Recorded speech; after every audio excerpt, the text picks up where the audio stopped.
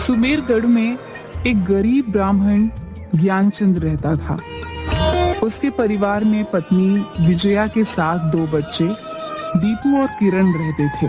दीपू अभी 9 वर्ष का था और किरण दीपू से 4 साल बड़ी थी।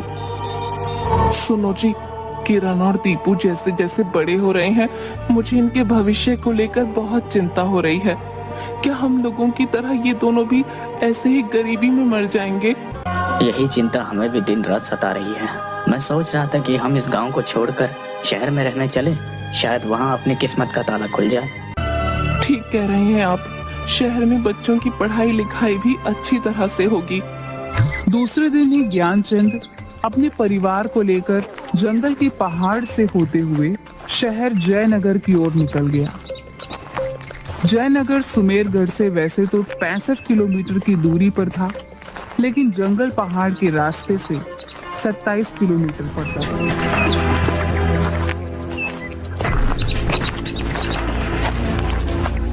पिताजी, सुबह से चलते चलते 12 बज गए, अब और चला नहीं जाता। जयनगर अब और कितनी दूर है? बस बेटा हिम्मत रखो, बस अब 7 किलोमीटर और बचे हैं।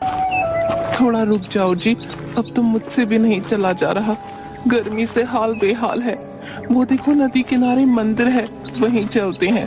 पेड़ की छांव में बैठकर कुछ खा पी लेंगे।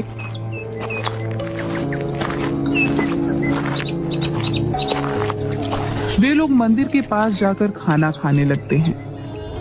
वे लोग नदी के किनारे जाकर हाथ मुंह धोकर पानी पी रहे होते हैं। तभी दीपू का हाथ नदी में पड़ी एक गोल और बहुत ही ठंडे से छोटे पत्थर पे छू जाता है।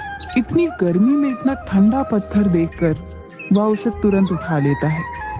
दीदी देखो, ये पत्थर कितना ठंडा है, मानो बर्फ हो। अरे सचमुच, ये कैसे हो सकता है?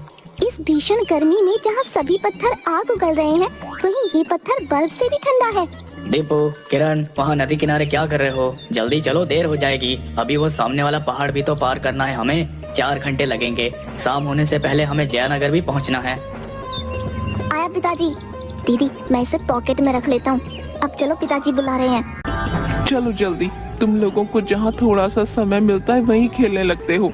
देर हो रही है, पता नहीं कब ये सफर खत्म होगा।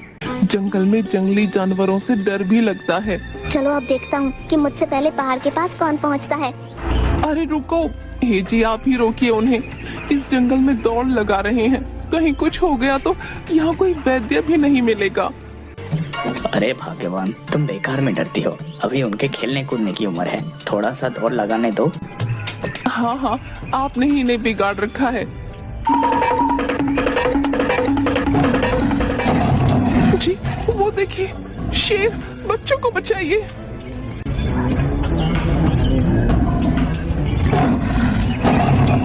शेर, किरण, दीपू, निकलो जल्दी वहाँ से। बच्चों भागो वहाँ से।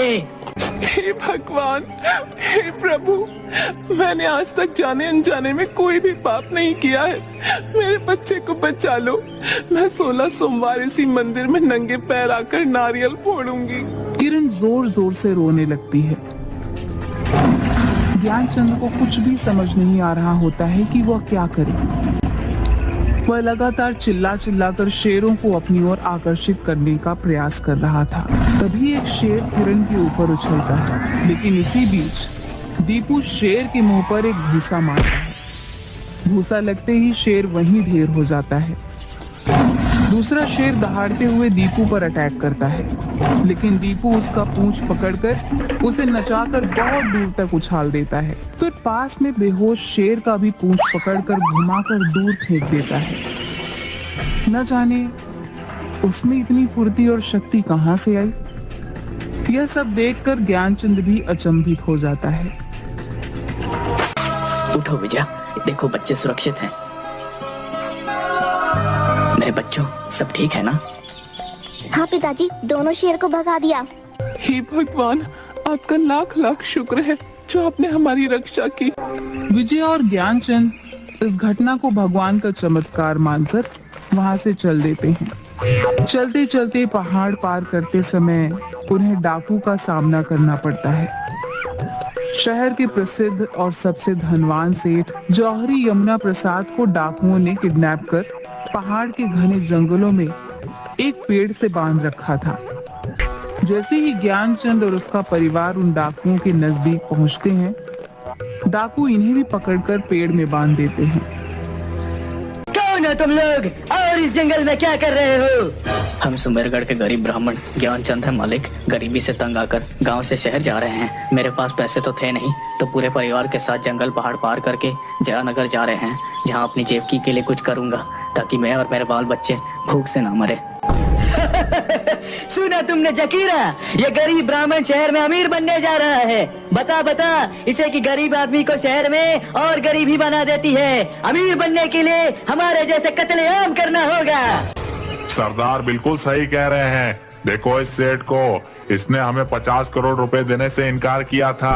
अब जब इसकी जान पर बन आई तो इसके आदमी 50 करोड़ रुपए लेकर आ रहे हैं। तुम लोग भी जब तक इसके आदमी नहीं आ जाते यहीं रहोगे। माई बाप हमें छोड़ दीजिए, हम गरीब लोग हैं, शहर में कुछ काम काज करने और किसी तरह जीने खाने जा रहे हैं। दया करो मालिक। दया रहम भीख ये सब अपनी डिक्शनरी में नहीं है। क्या सेठ, पूरे 2 घंटे हो गए, तेरा आदमी अभी तक यहाँ नहीं पहुँचा पैसे लेकर। अगर आधे घंटे के अंदर वो यहाँ नहीं पहुँचा तो अगले 2 मिनट के अंदर तुम और ये ब्राह्मण परिवार मौत के घाट उतार दिए जाओगे।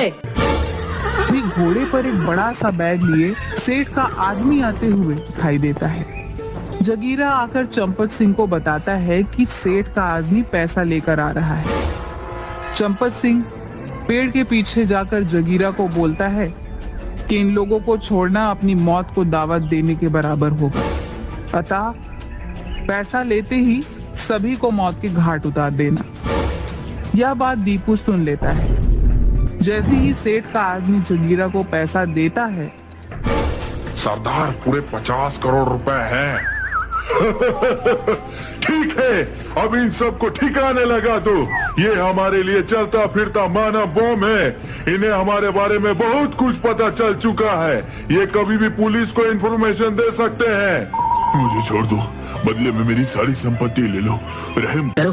चंपत सिंह की डिक्शनरी में दया रहम भीख ये सब नहीं है सेठ। तुम सबको मरना ही होगा।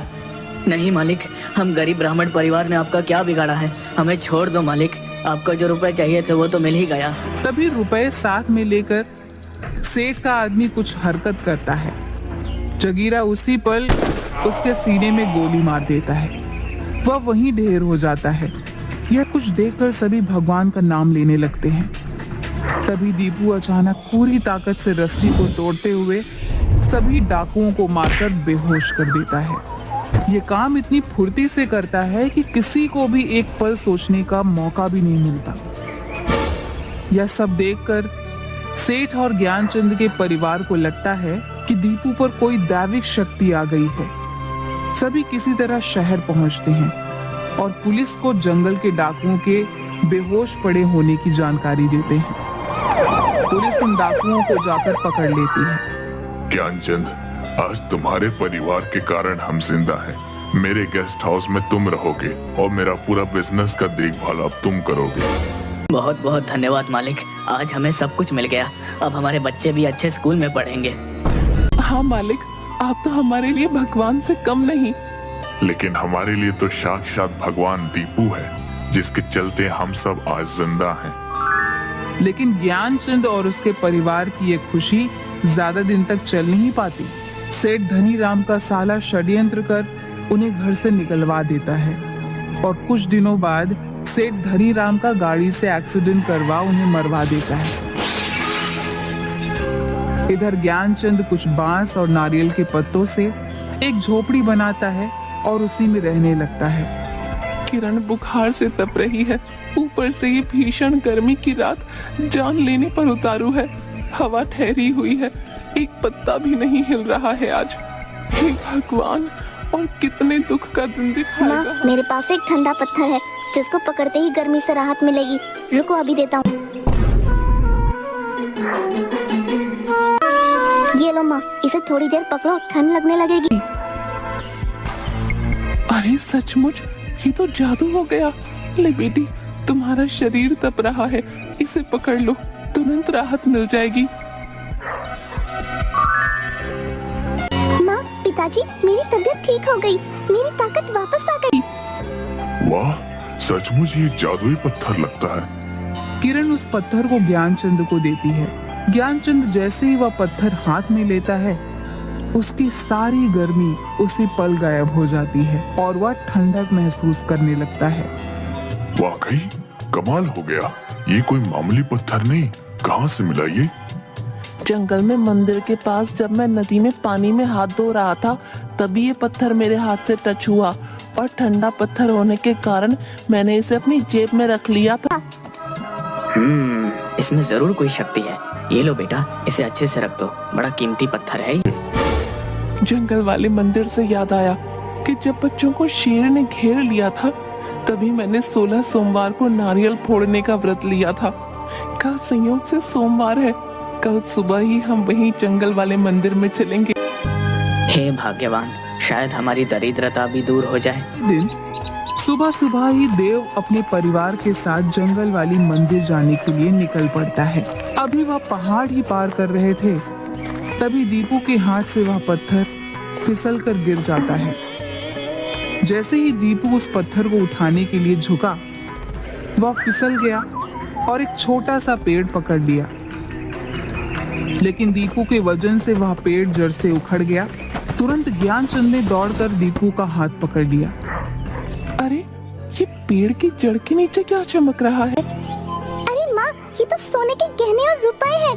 बाप रे, इतना सारा रुपया और इतने सारे गहने। अच्छा, तो वो डाकू अपना सारा खजाना यहाँ छुपाता था। बच्चों, अब हमारी जिंदगी अच्छे से बीतेगी। चलो घर चलते हैं। सभी लोग जाकर नदी में स्नान करते हैं। स्नान करते समय ही दीपू के पॉकेट से वह पत्थर गिरकर धारा के साथ न जाने कहां बहकर चला जाता है। दीपू बहुत रोता है, लेकिन विजया और ज्ञानचंद समझाते हैं कि वह कीमती पत्थर अब किसी दूसरे जरूरतमंद की मदद करने के लिए चला गया है। फिर वे लोग मंदिर में जाकर नारियल फोड़ते हैं। उसके बाद लौटते समय बोरों में भरकर सारे गहने और रुपए लेकर जयनगर पहुंचते हैं। ज्ञानचंद उन पैसों से एक घर खरीदता है और एक होटल खोल देता है और हर उस गरीब की मदद करता है जिनका कोई नहीं है। वह गरीबों को खाना खिलाते हुए बहुत से पुण्य का काम करते हैं और इसी तरह हंसी खुशी वह अपना जीवन बिताने लगते हैं।